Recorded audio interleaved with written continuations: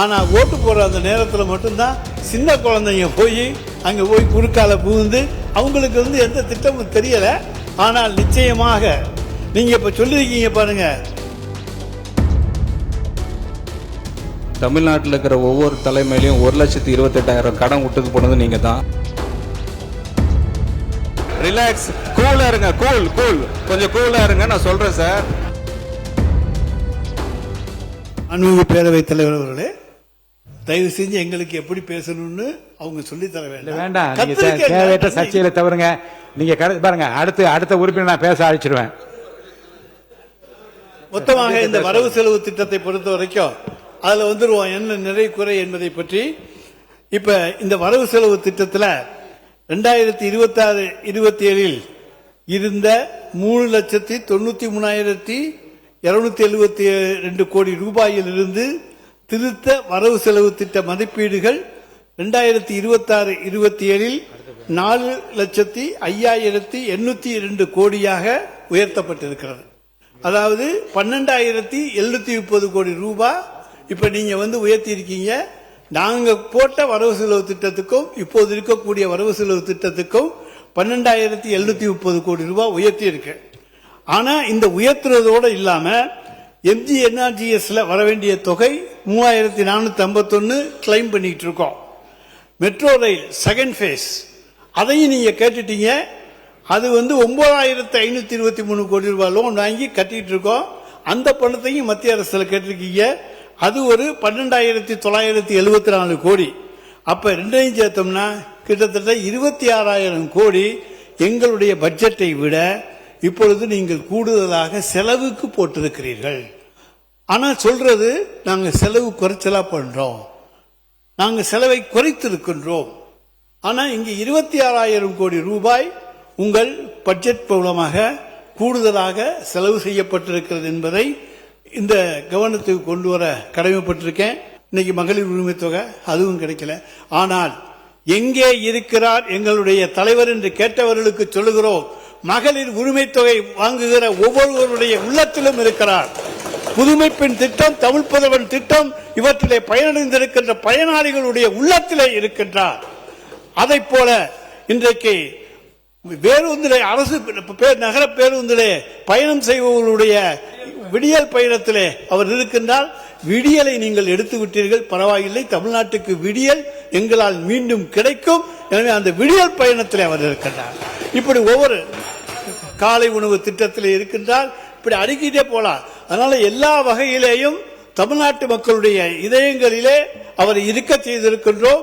ஆனா ஓட்டு போடுற அந்த நேரத்தில் மட்டும்தான் சின்ன குழந்தைங்க போய் அங்க போய் குறுக்கால புகுந்து அவங்களுக்கு எந்த திட்டமும் தெரியல.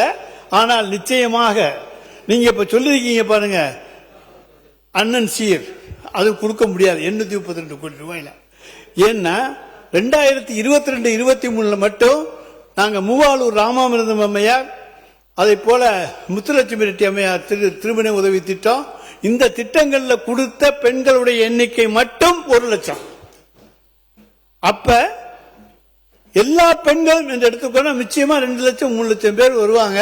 நீ தங்க 1,05,000 ரூபா, உங்க அதிர்ஷ்டம் 1 லட்சத்துக்கு வரட்டும், புடவை 10,000க்கு வரட்டும், 1,10,000 1 லட்சமா ஆக்கினா கூட 2,000 கோடி ரூபாய்க்கு குறையாமல் தாலிக்கு இன்றைக்கு நீங்கள் மாமன் சீர் தருவீர்கள், அண்ணன் சீர் தருகிறீர்களே, அதற்கு வேண்டும்.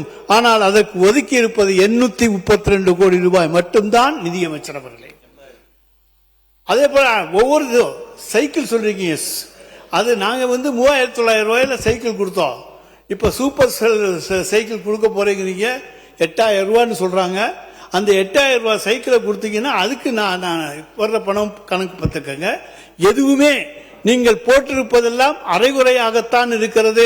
முழுமை அடைகின்ற தொகை அதில் கொடுக்கப்படவில்லை. எனவே இந்த பட்ஜெட்ல நீங்க மாண்பு நிதியமைச்சர் சொல்றேன். சீனியர் மோஸ்ட் இந்த ஹவுஸ் அவர் சொல்லியிருக்காங்க,